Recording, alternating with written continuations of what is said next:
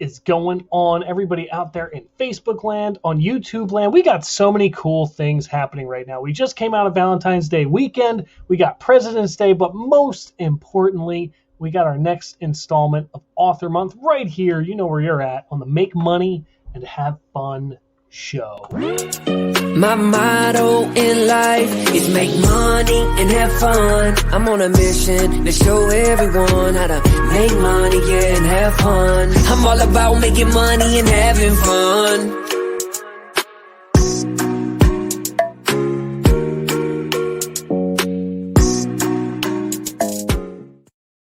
You know what that music means. That means it is time to get this thing started. So for those of you who have been living under a rock for the past 10 days, here's what's happening. I'm going live every single day this month, interviewing authors all month long, because February for me is Author Month. I found that I have so many friends who are amazing authors, amazing entrepreneurs, business owners, and I wanted to highlight all of them, not just once a week, but once a day going forward. So every single day I'm going live with these authors. If you are here with us, let us know. Give us some thumbs up. Give us some hearts. Write your comments down below. If you have any questions for myself or for my guest, write them down below. And the really cool thing is we can bring those right up on screen. We want to hang out with you. We want to interact with you, but we also want to give you the value and the knowledge that we know you deserve. So today I'm super excited because this guy goes way beyond just being an author. Here's the really funny thing.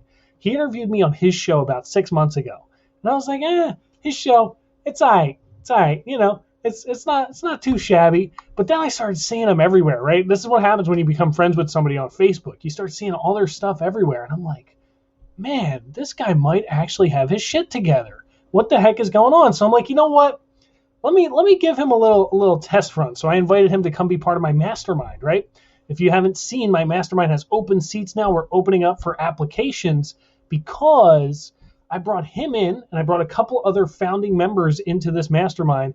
And since then, he has blown my mind. I'm like, whoa, he is above and beyond what I thought was happening. He's an author, a speaker, a coach, a real estate investor, among many other things. So please help me welcome my good friend, Gualter Amarelo. What's up, Gualter?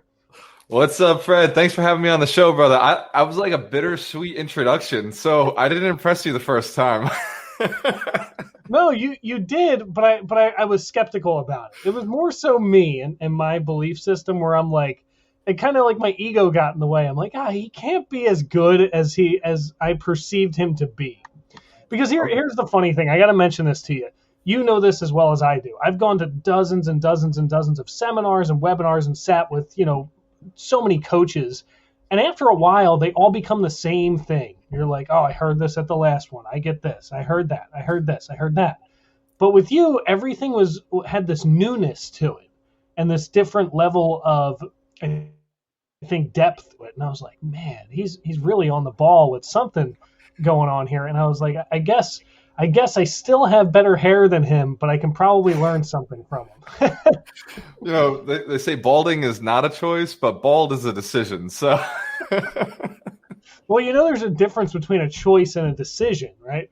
A decision is like that's like a deep-rooted thing. Like you decide to get married, but when you go to the drive-thru at McDonald's, you just make a choice. You're like, I don't know, give me a number 4. Like, that's the difference. So when you decide on something, it carries a much bigger meaning than when you just make a choice. I agree, man. I agree. And I decided I like you early on, Fred. That's why I had you on the podcast. I love it. I love it. I love it. Dude, so we got to talk about your name first. I'm sure everybody asks you this all the time. And everybody asks me about my last name because most people get my last name wrong. And I'm sure most people get your first name wrong and maybe even your last name too. What nationality are you? So Portuguese. Okay. Born and raised in Fall River, Massachusetts, which is basically little Portugal. So if you fly over from Portugal, that's where you go. You go to Fall River. Got it. Interesting. Okay. Cool. So you were born in Massachusetts and do you speak Portuguese at all or anything like that or? I've been told that my Portuguese sounds good, and then honest people have told me my Portuguese sounds like a little child. So so I think I'm somewhere around sounding like a little child, and makes sense. I learned it from my grandparents when I was a kid. So oh, that's funny. That's funny. My girlfriend is Brazilian, so she speaks Portuguese, and she's very critical. Like whenever we watch movies and there's like Spanish scenes and stuff like that, she gets all bent out of shape when they have like a bad accent and stuff. And I'm like, babe, it's a movie. Like the dude's clearly American. Like, you know. No, I get it because I have the same issue with Brazilian, right? They have a totally different way of speaking Portuguese than there's like three different dialects. You got the islands, you got the mainland, and then you got Brazil. Okay. And Brazil, like they don't even like we would say bom dia, they say bom dia. Like the D sounds like a J, but they still write with a D. That's funny. That's funny. Emilio's here. Emilio, thank you for stopping by, saying hello. Oh, wait a second. We need a little interpretation here. Ken said, "Tena otimo dia." So we have I don't know what an otimo, but have a something day. A good day, maybe? A bad day? Yeah. I don't know. Whatever kind of mood Ken's in today. I love it. Dude, tell us your story, man. You got so much going on. I mean, we got to talk about your first book, broke to $250,000, your second book, Get the Deal. Kind of just walk us through, give us the little I guess 100-foot overview. Who are you? What do you do? And how did this all come to be for you? Yeah, so I started from humble beginnings. I made a lot of mistakes early on. I got married young. I got divorced young. I went down into negative $25,000. I was homeschooled. I didn't have a college degree. And then I bought a lot of real estate and got rich. But it was a struggle. And then I made this commitment, like right before, like I seriously got to the bottom and was very seriously considering just taking my own life, in the middle of divorce, like having no money, lost my job. Like 2012 was not my best year. And I was very seriously considering just, ending everything. But I had this moment of just looking for like a reason to be here, a reason to stick around. And I decided in that moment that if I could figure out how money worked, like, 'cause that was what like the root of all my issues were. If I could figure out how money worked, then I would go and I would teach other people. Like I would just like figure it out. And then I would teach as many people as I could, because I didn't want people to experience the feelings that I was having. I didn't want like good people to, experience the pain and the suffering of not having money, not being able to afford things, not being able to provide for your family, being, bent out of shape because you couldn't take somebody out to dinner, like all those like suffering situations that average people go through. I just wanted to like eliminate that, but I knew I couldn't, being the man that I was. And I knew if I just decide, okay, like I don't have to live for myself anymore. I'll just live for this one purpose, this one mission. That's like why I wake up in the morning. And that's, I started the coaching company after I was a millionaire. In fact, I didn't do it until I was a multimillionaire, because I felt like I was very hard on myself. I felt like being a millionaire wasn't enough. People wouldn't trust me. And so I had to become a multimillionaire. So I was a millionaire by 30, multimillionaire by 32. And then by 34, I became, financially free by 30, millionaire by 32, multimillionaire by 34. And now I've got an amazing community. I've got coaching programs. I keep it simple, though. Just run 2 coaching programs, a mentorship and a mastermind. And I do my best to hit every podcast I can, to go on every stage I can. Anywhere somebody will let me speak, I will jump on and teach, because if I don't, who will, right? Like that's the truth I came to, is millionaires aren't out there working, right? Like this is work, like going out and doing all these trainings, writing the books. It's a grind. It's a lot of freaking work. And, when you get to financial freedom, like I have the choice every day. Like I could just sit back and do nothing, right? Like I could just chill the rest of my life. But if I did that, like who's going to go do it? Who's going to take care of, making sure education's out there? And I know there's people like you who are doing it, but, I have a certain niche. I have a certain experience. And if my people are missed, it's my fault. I totally get that, man. It's weird for me. I always felt kind of similar, where it was like everything that I learned, I always wanted to share it for whatever reason. I don't exactly know why, but I've always just been, I've been very good at speaking in front of a camera or in front of a stage. Like how some people, they say they're natural born salesmen. I guess I was a natural born speaker, which I hate saying that, because there's obviously training in it. I actually, for those of you that don't know, and you know this, Gualter, I started out as a martial arts instructor before all of this, and I just watched a video of myself from years ago. Like I made this lesson, this martial arts lesson on YouTube, and it was so bad. It was so cringy. But yeah, just like you, I love sharing that knowledge with the world. I mean, I can't find my first book right now, but my second book that I wrote is a collection of blog posts. And this is the funny story about my writing journey, and we'll get into yours in a second. When I turned about 21 years old, I realized that I had all this knowledge in here, and I wanted to share it with the world. I'm like, how can I get it out to people? And I figured a book was the easiest way to do that. And I wrote my first book. I wrote it, word for word, every single thing, Word document, every night coming up, typing it, out step by step. And it was arduous. It was tedious. It was a lot of work to do that. And about a year and a half later, I finally put it out. And the day after I published it, I said, I am never writing another book again because that sucked. And the day after, I woke up in the morning and the only thing I wanted to do was write. Yeah. It was like that weird phenomenon. And then I found blogging. And I'm like, oh man, I can share my message in 15 minutes instead of 15 years. Like, this is great. And so I started blogging, and I took all the blogs and I put them together in this second book. That's just it's just a collection of all those blog posts in one place where you can kind of pick it up, read through it, thumb through it day by day, stuff like that. But let's wind the clock back. So you started off with real estate, which, I that's where I started. I started at 22 years old. I went full head first, full dive into real estate.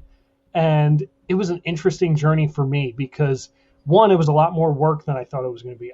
A lot more work.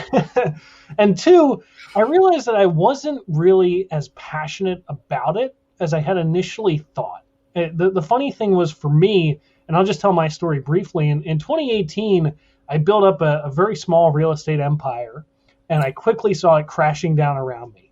I was like, what is going on? My tenants aren't paying. I'm getting taken to court. I have to evict people.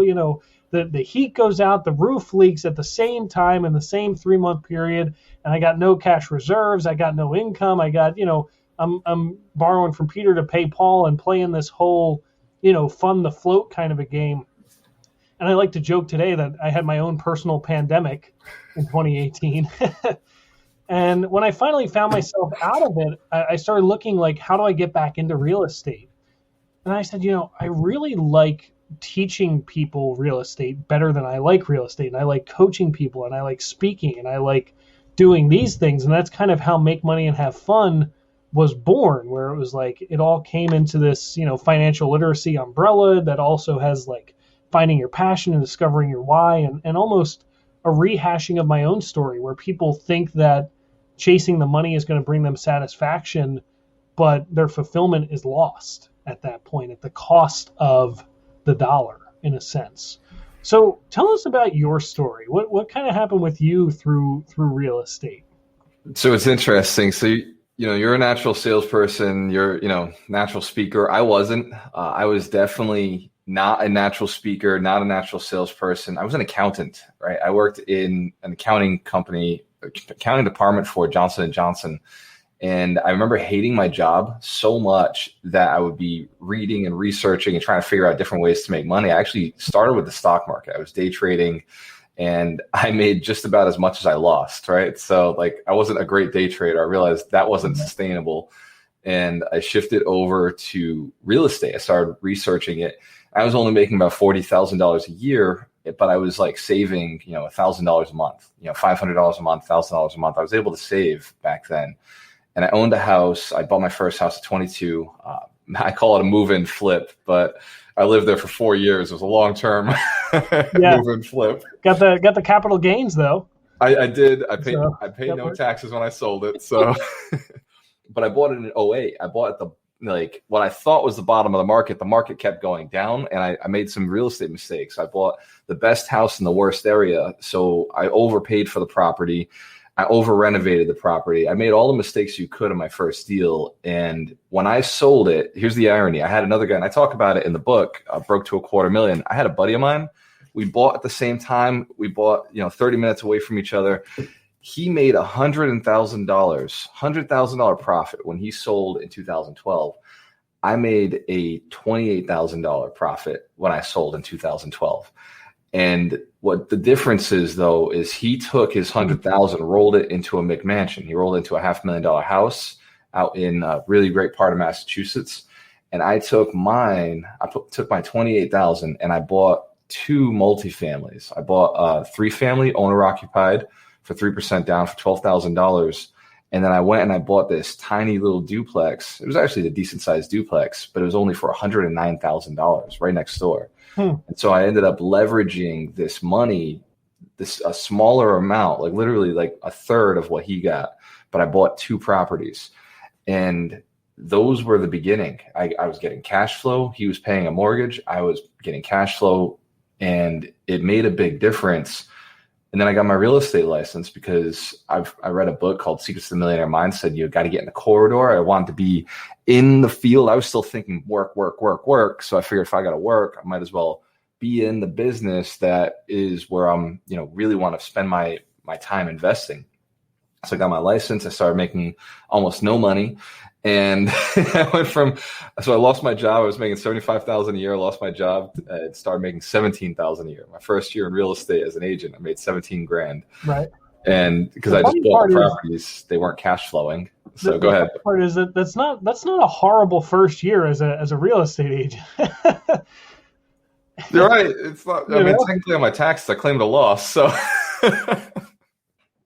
but for me, like, I've been an accountant, and I was a good accountant. I was good in administrative work because I didn't have to talk to people. And I was a shy person. I'm not a huge fan of people, right, back then. And so shifting over to this sales job, I had to learn to like people. I had to learn to like myself, right? After going through everything I went through, the divorce and like not having money and being in debt and coming close to losing my properties, I had to fall in love with me, and then I had to go out and learn sales. Which, by the way, if you don't like people, sales is going to suck for you. My first year was terrible, and I had to get rid of that story that I didn't like people. I had to change my perception of who I was and how the world worked. And the second year, I made a commitment to make $100,000, and I pulled in 115. So there was just a lot of paradigm shifts. And then the next year, I pulled in $250,000. The year after that, $500,000, and then last year, $1.5 million. So like, I've progressively jumped, but it was a big mindset shift, and it's a shift I make every day. A decision you make every day to keep growing, keep expanding. And I'll be honest with you, Fred, I hate real estate. There's nothing I hate more than the thought of doing the work, but I love my tenants, and I love my property manager. I love my business partner. And so like, I have to stay in the business. I have to keep building it and growing it because they rely on me. They rely on me to have a good quality building. They know I manage it better than other people. And my property manager's, livelihood is on that. My business partner's livelihood's on that. So, I keep growing the company. I keep expanding, helping more people because like if it was up to me, bro, I'm good. Like, yeah, financially, like we're okay. I could live off of dividends, right? I could just like pull out of this company entirely and live off of dividends. But there's more people who rely on me, and we have new business partners who want to do bigger deals. We're looking at 500 units in Florida this year.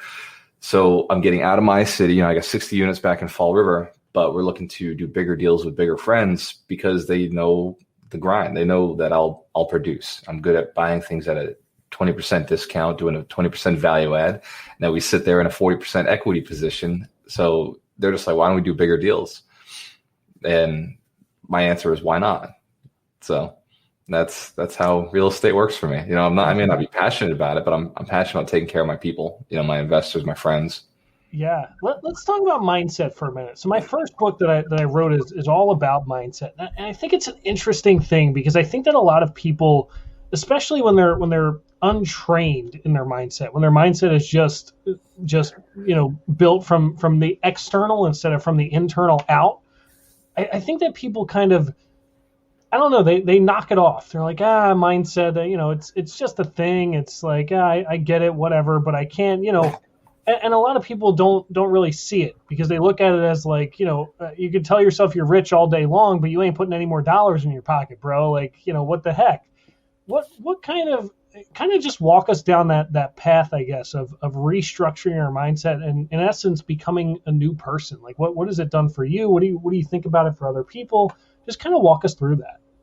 Yeah, so I have an obsessive personality, so I want to just qualify right up front that I went way harder in mindset than the average person ever will. And even the average person who decides they're going to really dedicate to their personal development, I went way harder than most people will. I flew out to Vegas. I moved to Vegas because my coaches were out there. You know, I learned from hypnotists, neurolinguistic programmers.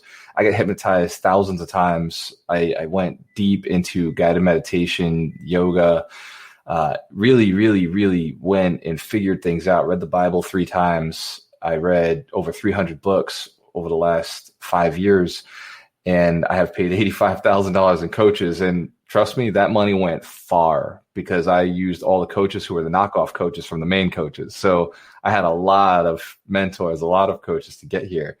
The mindset is, so here's what everybody wants, right? So I wrote the book, Get the Deal, right?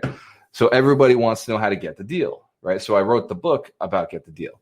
But you open the book, my first chapter is mindset, because there's no point in me having a conversation with you unless you got this right. So why is mindset so important? Because I could teach you how I hope I can't swear, but I can teach you how, but you don't need me to teach you how to get a deal. You can swear, by the way. I want you to be real. I want you to be authentic. Yeah. Here we go. Like, you can Google anything. You can YouTube anything. All the training to be a successful real estate investor is out there. It's super simple. The business is not complex. You can Google just about, like, YouTube University, right? Go be a real estate investor. Good luck. People don't take action.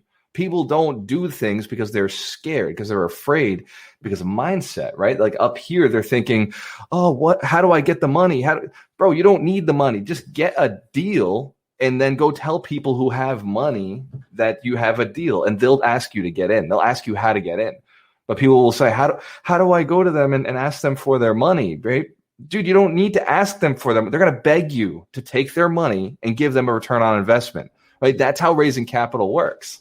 Yep. You know, you just have to talk to enough people, and you have to have a good deal. And, you know, the first step is everybody wants to learn how to get a deal after you have that conversation. But that's, again, so simple. Just go talk to people who have real estate and ask them to buy it. Right? It's not a complex process. It's funny because it's almost reverse what people often think. Like you said, my first book, I found it, by the way, is The Revolutionary Mindset. And it's funny that I wrote a book on mindset as my first ever book, because snap, there it is. Look at that. It's available on Amazon, everybody. I'm a fan, bro. I'm a fan. If you want to be cool like us, we got to hold them up at the same time so we can get that. There we go. Get that screenshot going. You get a screenshot of that? Oh, yeah. Bam. There it is. I'll get it in post. You know me. I'm working here. Absolutely, brother. So it's so funny that was my first book, because today one of my favorite phrases is that mindset is the foundation. And my next book coming out is Make Money and Have Fun. If you've been following me at all, you'll see that everything I'm doing is make money and have fun. And the book is broken up into 4 sections. And the first section is mindset. And I say the same thing. And it's like, I like to talk to the reader when I write. So I actually write in there, I'm like, you're probably thinking at this point, why the heck have we not started talking about how to make money and how to have fun? Because a lot of people, they hear that and they think that I'm a financial advisor, or they think that I'm gonna increase their income. I'm gonna coach them on finances. And I'm like, not really. I'm the bridge between both. You know, you're a transition coach. Yeah, I'm helping you create alignment. You know, I'm like a financial and fulfillment chiropractor in a sense, where I'm aligning people. But then I tell them in that first section, I say, look, if you don't have this right, it doesn't matter what I tell you. I could give you all the tricks of the trade to increase your money, to build your credit, to find money, to access money, to, you know, go out and invest and do whatever. I could tell you everything there is to know. But if you're not prepared for it, you know, you can't make it happen. It's like the story of the Zen master and the student, where he fills the teacup up until it starts overflowing. And he says, you know, this cup is full just like your mind. And until you open it up, nothing can change at that point. So tell us about your first book. I love the title, Broke to $250,000.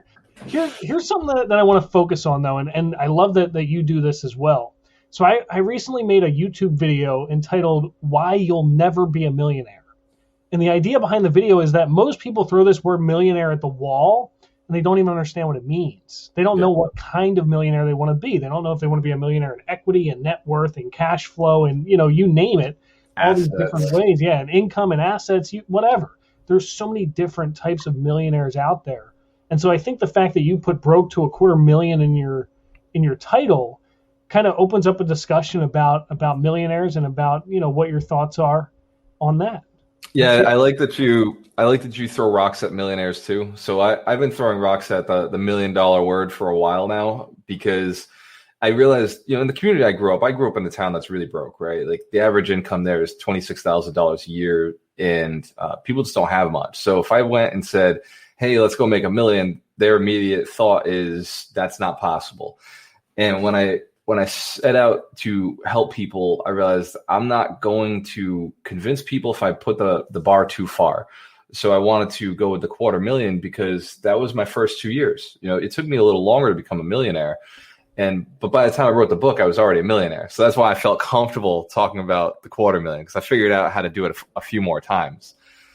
But and that's the other thing I got made fun of from my mentors and some of my friends who are already, wealthy as well, who said, well, why didn't you just write a book on how to make the full $1 million? Why just stop at a quarter? Call me when you make a full $1 million. And it used to bother me because I'd already been a millionaire by the time I wrote the book. It was like just ego though, like stupid shit, like things that as a developed human being, evolved human being, you realize that doesn't matter what other people think, but It bothered me. But the reason was I wanted to relate to people. I wanted to be relatable, and I wanted the people I was talking to were the people in my city. That's who I was reaching out to. It was the hardworking, blue collar, like told they got to work hard their whole lives and work till they're 75 and then hopefully retire and just not outlive their retirement money. And I wanted to show my community, my people, that it was possible to, with not a ton of money, not a ton of time, you could live off of $250,000 if you have $250,000 of asset equity in real estate. And that's what I was doing. I was earning about $36,000 a year in passive income. And so it was offsetting all of my costs. It's not a lot of money, but it was financial freedom, and it gave me the runway, it gave me time to go build my next business. And because I didn't have to go work for somebody, I had every single day to do whatever I wanted. As long as I stayed living under that $36,000 threshold, I was financially free. And that's a premise that so many people think, being rich is, having all this money. But I discovered early on, being rich was just having all my time. I had all my time. And as I've built my financial, fortune, every so often I realize I'm working too hard. I got to pull back. I'm losing my freedom. And so I'll go back to a state where I can do whatever I want with whoever I want, whenever I want. And I use the coaching and the training programs as charity. That's my paying it forward, right? So like I have to show up for those pieces, but it's not work. It's just me doing my responsibility of, paying it forward for the people who gave me free coaching and taught me. And yeah. For me, I always respected the mentor more who's made a lot and lost a lot and then made it back again than the person that too. A lot, right? It's interesting because there's I think a different perspective between those two types of people. The person who just made a lot is just going to tell you their thing. They're like, here's what I did, just do this. And I think that a lot of people fall short on the method, right? A lot of people just look at the result. They get caught in this cliche of success leaves clues, the thing that we hear at every seminar that we attend. But the problem is that there's so many roads to becoming a millionaire that you can't always, it's not always as easy for you to just put your boot print in the other person's boot print when you're not somebody who wears boots. If that makes sense to you. There's a lot of people who I look at that they're like, they're making a killing. They're making a lot of money, and I'd like to be in the financial position that they're in. But I don't want to live the lifestyle that they're living. I was running with people like that, right? When I had my license, I was running with a buddy of mine, Kyle Seabeth, and he makes $2-3 million a year as an agent, but he's working from 7 a.m. till 9 p.m. And that was a lifestyle I never wanted. I was never interested in that grind, that lifestyle. And so I built the business in a way where it didn't need me. It didn't involve me. I had a coach a long time ago. He said, I built my business. His name was Dennis. He said, where it's DNN, Dennis not needed, Dennis not needed. So I wrote up on my wall, Gualter not needed, right? So I want 100% massive passive income with Gualter not needed. But unfortunately, what I created, because Gualter not needed means Gualter needed, right? The subconscious mind doesn't recognize not. So I changed it to 100% massive passive income from other people's activities, and Gualter on vacations and having fun. So, yeah. So it's worked much better for me. Mindset is even your affirmations have to be really cued in. Yeah, and even like I even am learning from you about mindset, and I wrote a damn book on mindset. You know, it's there's so many layers to it. For me, I'm so growth oriented, and I'm always looking for that next step. And it's like, why stop here when I can go so much further is kind of always my thought with it. So let's talk about what you've built, because I barely even understand it, and I'm a part of it. I mean, I came in on Saturday and I was listening to the story, and it makes so much sense. This is where Make Money and Have Fun was born for me.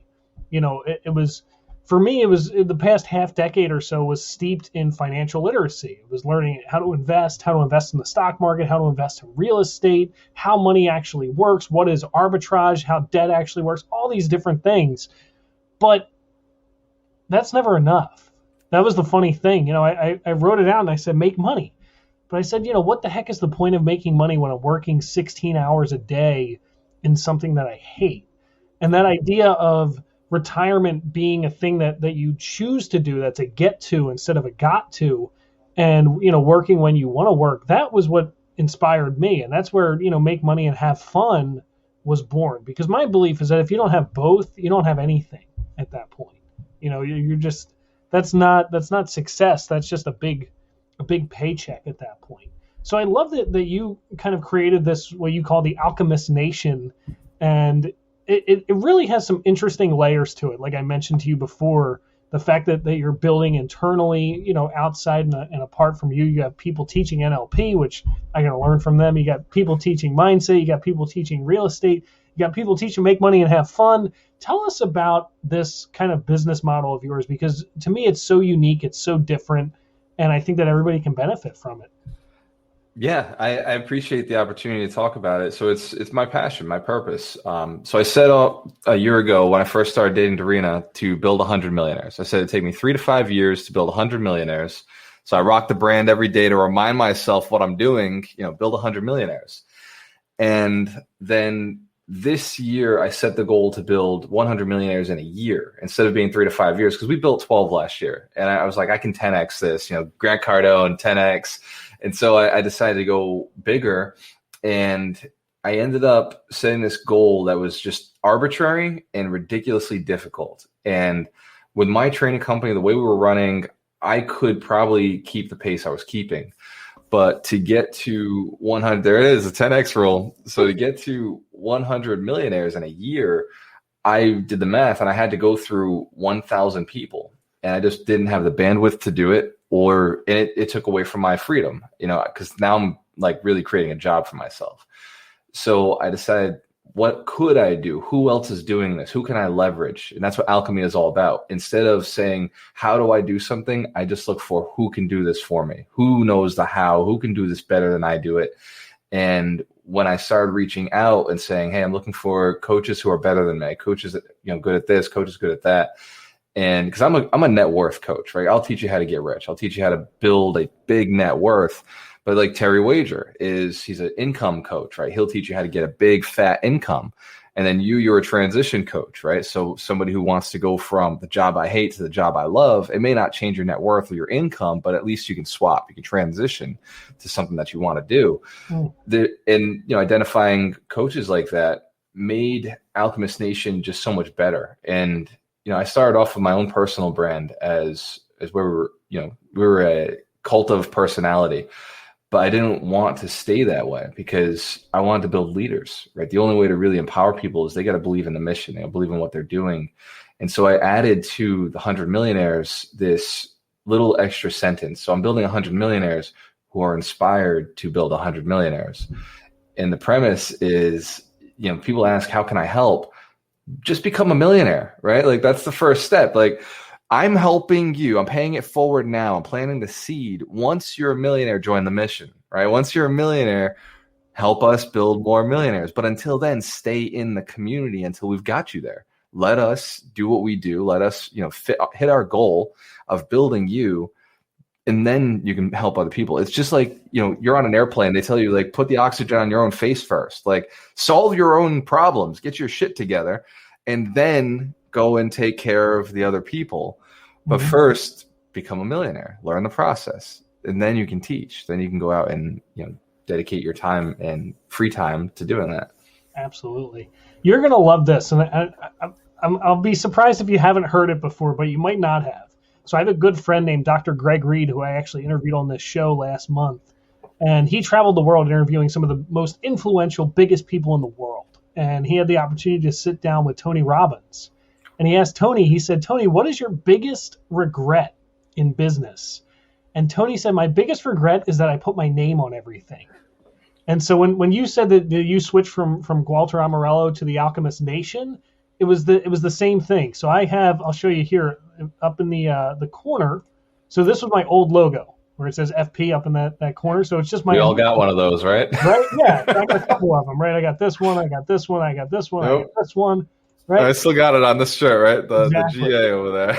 But when I switched to make money and have fun, which you can't really see that one, that was when I started seeing the growth, and I started seeing it goes beyond me. And that was Tony's big thing, is he's like, my name is on everything. And I tried putting my kid in to do, the same stuff that I did, and it just didn't get the same response. And so now I'm like stuck to this business.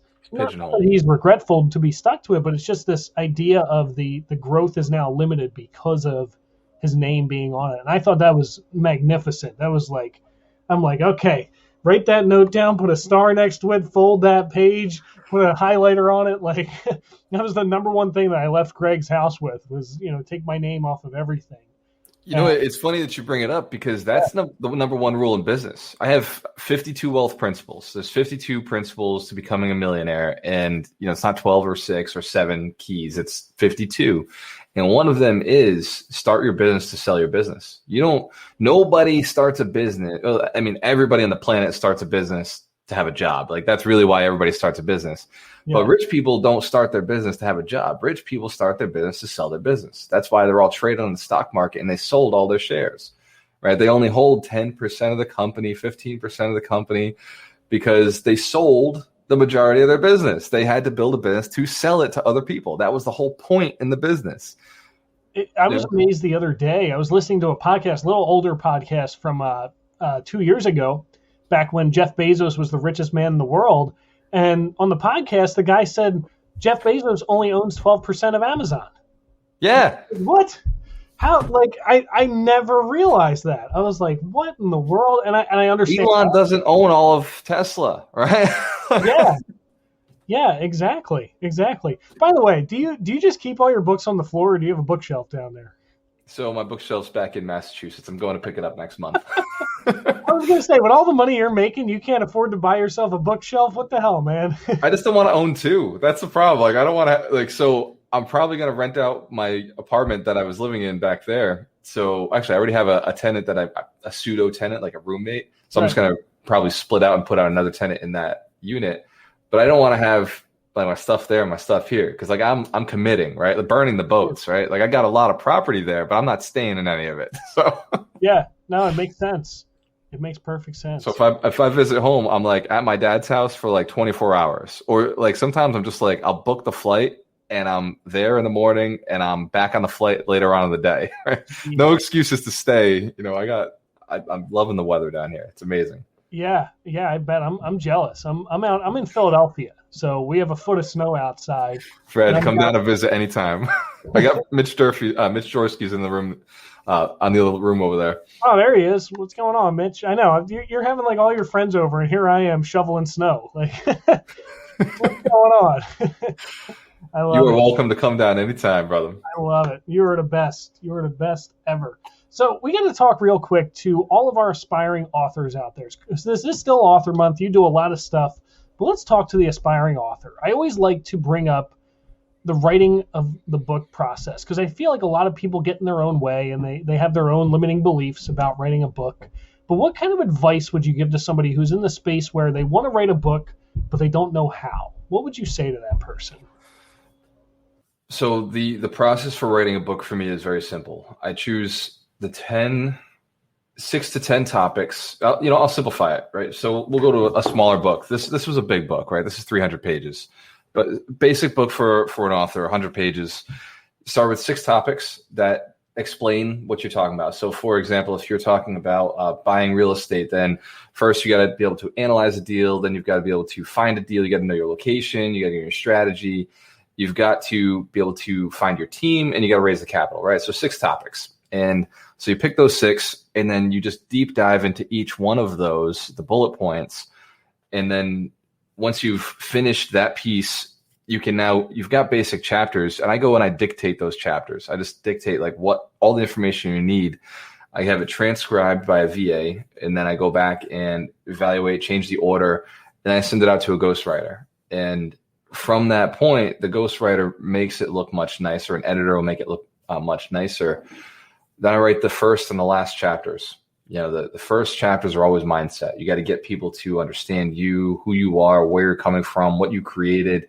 And then the last chapters are kind of how you take this book's like information and apply it. Like, how do you go forward with your life and improve your life based on what you just took in? Because a lot of books, I think they mess that up. They're just like information, and the person doesn't feel like they connected with the author and that the author gets them, and then they don't know what to do with the information. And so understanding NLP, neuro-linguistic programming, and hypnosis, I know you gotta create that relationship, rapport, then give information, and then you can give the empowerment piece at the end. So I design my books the same way, but I leverage, and like this book still took me 6 months to get the deal, the one I just put out, because I leveraged a lot of really, really good information. I went out and I did a lot of research, a lot of requests. I hired almost 80 virtual assistant pieces of writing to get the details on certain pieces. So I'd say, hey, can you write an article on cap rates for me? And so I'd send it out to somebody at Fiverr, and they'd write that article, and I'd look at it and be like, okay, like most of this is accurate. So then I'd send, hey, can you write an article on cap rates for me, to another writer, or, dial it in. Say, okay, I want to be more specific on this. And so I'd have all these different manuscripts, and then I'd be putting them together. And sometimes I just rewrite them myself, or it would be pretty decent. I just have to change how the language, I had to put it back into my own voice. So that would give me the basic chapters, right? So each chapter, I think there's 17 chapters in this book. Then I would go after the story. So I have like the center is all information from somebody else, and then I put my own personal information if I had to. And then the beginning, I would write a story about how this related to my life, like how I use this information, why it's applicable, and then I deliver the information. So each chapter is extremely readable. Each chapter is extremely fun. They make sense. And if anything didn't make sense, like I just cut it out. I was just like, nope, I don't want that in there. It's too confusing. And so the idea is you can open my books at any page of my book, read a paragraph, and you'll want to read the next paragraph. That's the way I wrote them. Like literally any page in any one of my books, and you will be interested in knowing what the next paragraph says. And you'll get information. Within a page, you'll have learned something new. Every page, you'll have learned something new. It's Smart. It's magic, right? Because it's a philosophy and a principle for writing books. Yeah, I love that. That's actually a really good framework around it. It's cool because I've asked every author this month that question, and every author has given a different answer. And I love that one. It makes it really simplifies it. And I think that for a lot of the people that are out there that are watching that are in that space, my biggest piece of advice would be to just get out of your own head. Yeah. Because I think that Tony Robbins calls it chunking. We create this friction for ourselves. We create these things that aren't actually there. For me, what I did, my first book is very small. It's a little book, but that's because I didn't put anything extra in it. I gave you everything that you needed in it and nothing else. Like I wanted to have a book that took all the fluff out, because sometimes I hated like taking a book like this one just because it's in front of me. All these pages, it's like half the time you're just flipping through. You're like, oh my god, like get back to the point here. I don't care about the story about when you were 7 and you dropped the ball. Your quarter in the sewer. Like all like, it does. You talking about Grant Cardone? Dude. Know what I did? I didn't tell you this yet. I'm taking on the 7-day challenge with you to read the Millionaire booklet. Hell yeah. So I downloaded it on Audible, and I also found out that this show is available on Audible as well, which is really cool. I didn't even know I put it up there. That's wild. Yeah, so you can actually watch this show right on Audible or pretty much any podcasting channel that you can think of. In post, I'm going to take this recording today. I'm going to put you out everywhere. We're even going on TV. So I even have it up on Roku and Amazon Fire TV. So it's a really cool distribution. But the idea was in this first book, I just wanted to take everything out that wasn't needed. And so a lot of people look at it and they're like, what the heck am I going to learn from a 50-page book? And by the time they put it down, they typically have a headache. They're like, man, this is dense. This is really, really deep, because it's all mindset. It's all, beyond the surface kind of stuff. It's very ethereal. It's very, out there kind of a thing based off of my philosophies at the time, which mostly came from reading Tony Robbins' book, Awaken the Giant Within. I'd read a chapter of that book, then I'd write my own book. And I'm like, here's my interpretation of what this all means, which that's a dense book too. It is. So yeah, I totally agree that, having that framework around it really makes sense. I wish that I didn't write any books until I heard this from you first. So I created, because of this, we have this community with all these coaches. I ended up going to one of our students who was in my mentorship program, and she's a writer, right? She trained writer. That's what she does. She's actually the ghostwriter on my books. And so she was saying, I love this so much. She's doing another book for me right now called The 52 Wealth Principles. And she was like, I love doing it. I wish I could make money doing this. And I told her, I was like, if you're willing to, I would start a business with you. So we partnered up, and now she's literally doing all the writing using that structure for all of our books in the community. So all of our coaches, anybody reaches out to her, she does that structure. And she's like charitable. She wants to do it at like the lowest price she possibly could. So I gave her a structure of, well, if you're going to do it at a low price, just do 100 pages, right? Give them the standard first book, right? So you don't want to be the person who can write a book like this. Be the person who does a standard first. And so that's how we were able to keep it at a decent price. Yeah. It was for me, like, I was like, dude, we could charge $10,000 for this all day. I Googled people who were doing it for $14,000, $10,000.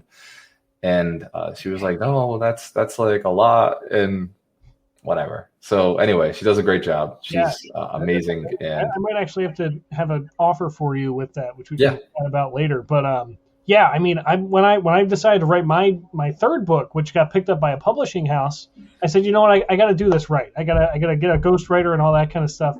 And I just like slammed my one day with calls from these ghostwriters.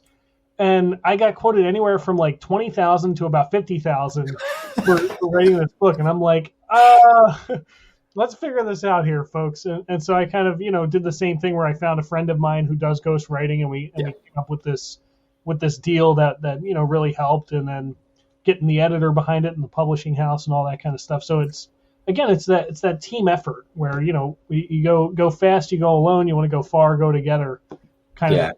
So let's jump to the next stage for the aspiring author, which is publishing.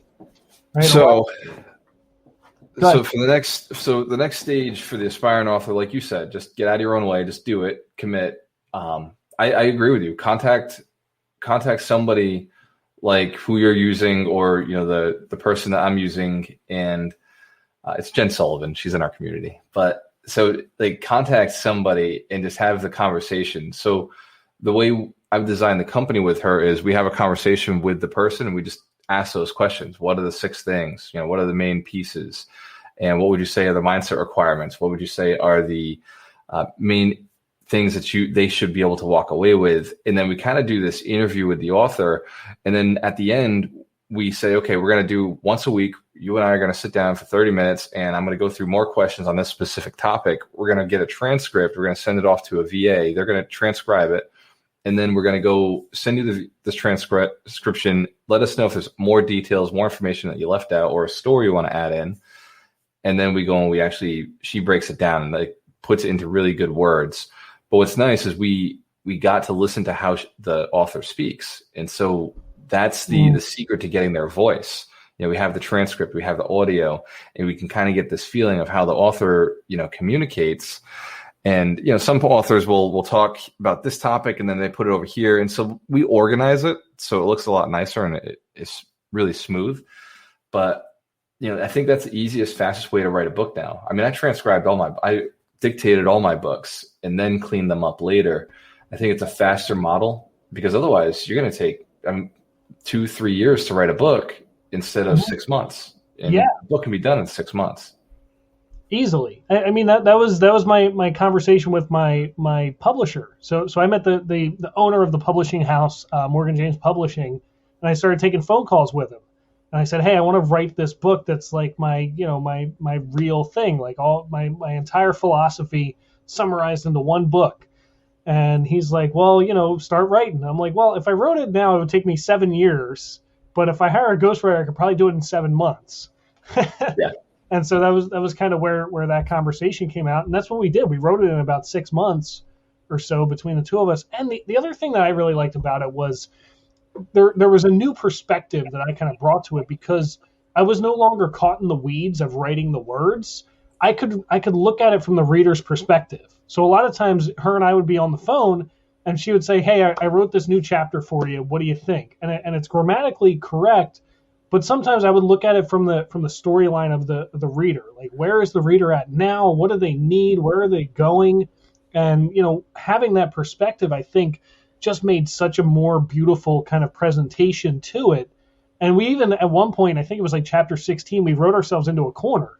And we're like, how the heck do we get out of here? And so, having that person to kind of bounce ideas off of, we came up with this genius idea for chapter 16 or 17 where we said, let's make it into a workbook.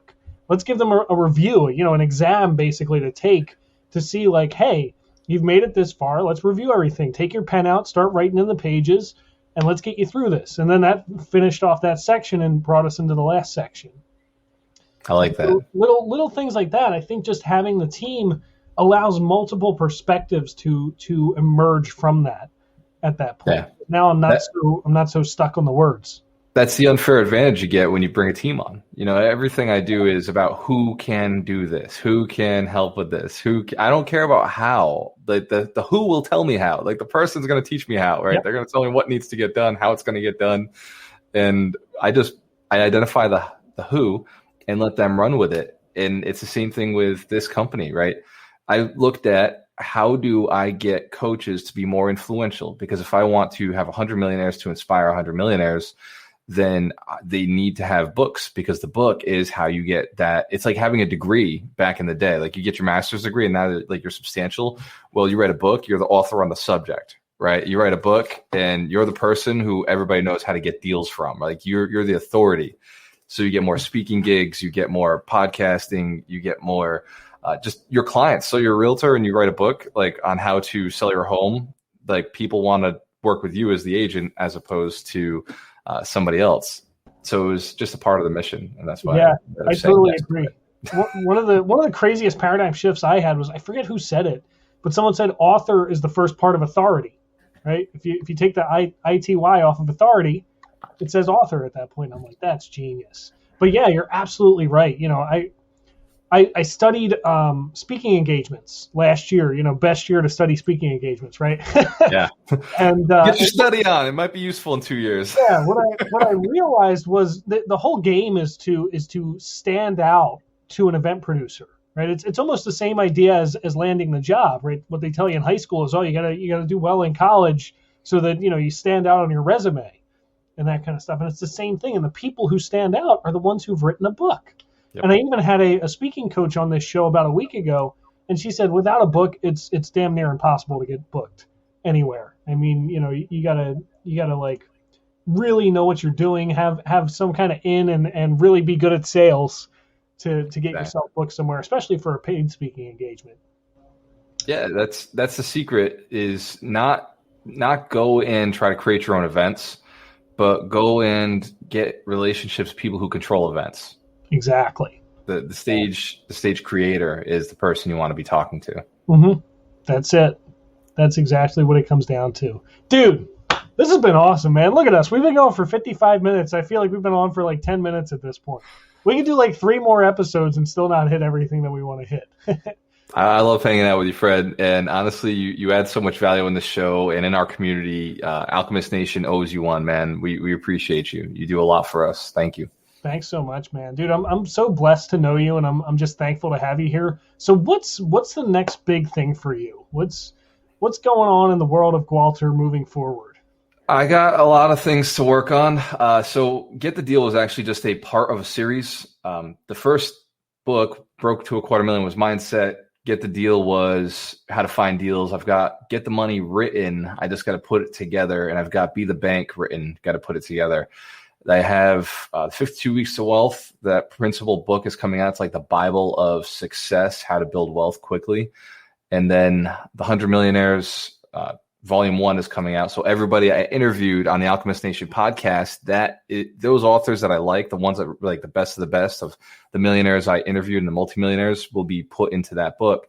So it's 100. It'll be 100 people, the 100 Millionaires, Volume 1. But I got my book, man, the big one that I want to put out. That's still 2 years out. It's stick-to-itiveness. What's the secret to success? Is just stick to your goal. Whatever you decide, just like bite onto it and don't let go.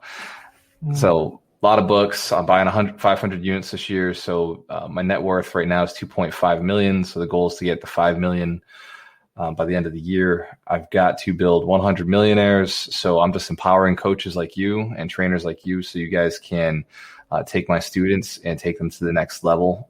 I'm going to stay with the Make Money, Have Fun mastermind you got running. It's such a powerful tool. And, I've seen my coaches have impact in it. Like there's things that you've said, some of the other people you've got in the mastermind have had a positive impact on my coaches. So I like it. And what you're doing is really powerful. Just attract more people like you, Fred. I'm looking for influencers. I got a sales team that's going out there helping people. And I want to make a lot of coaches and a lot of influencers who don't have products rich, just by combining the influencer and the coach together, right? The coaches don't have an influence, but the influencer doesn't have a coaching program. So I just want to put them all together and help them get money and people, and just keep running this. Alchemist Nations, this is just the beginning.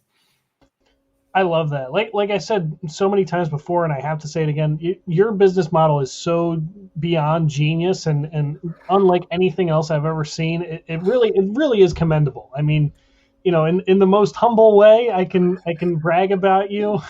I'm totally bragging about you. Because I'll take it.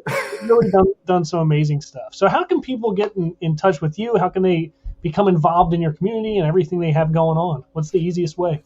Awesome. Yeah, I like that question. And thank you for the opportunity. GualterAmarelo.com. It's spelled really hard.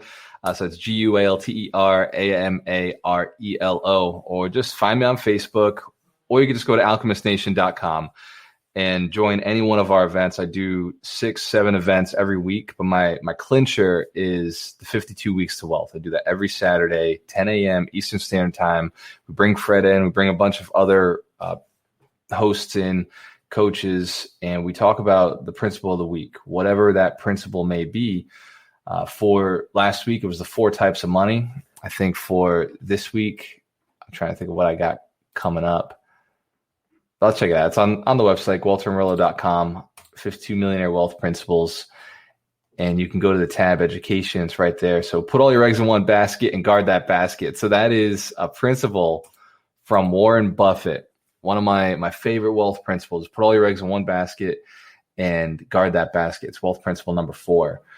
Thank you, Fred, for putting those in the bottom. You are a genius with Yardstream. This is absolutely fantastic. And the other one I do is Alchemist Nation podcast. You can actually go and check out my interview with Fred Posimo on Alchemist Nation podcast. I did Rod Cleef as well, but Fred was all mindset. That was a fun one. Oh, and write a review, right? iTunes. Yeah, exactly. We gotta get reviews for both of our shows. So if you go to Alchemist Nation podcast over on iTunes, give it a review. I always ask people for honest reviews. I'm sure Gualter wants as close to 5 stars as you can give him. I ask for positive reviews. So there you go. That's actually probably smart. I should start asking for positive reviews. So I got the reviews coming in. I mean, we're going live everywhere. We're on Apple, Spotify, Google Podcasts, Amazon, Audible, you name it. Pretty much anywhere you can listen to a podcast, we're going there. We're even going on TV, Roku and Amazon Fire TV.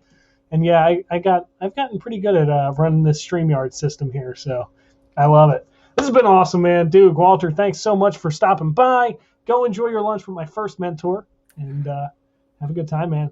It's been a joy having you on here. I'll see you again tomorrow night. I think I'll see you again tonight, right? What's it, 8 o'clock tonight? You got a thing? 8 o'clock tonight.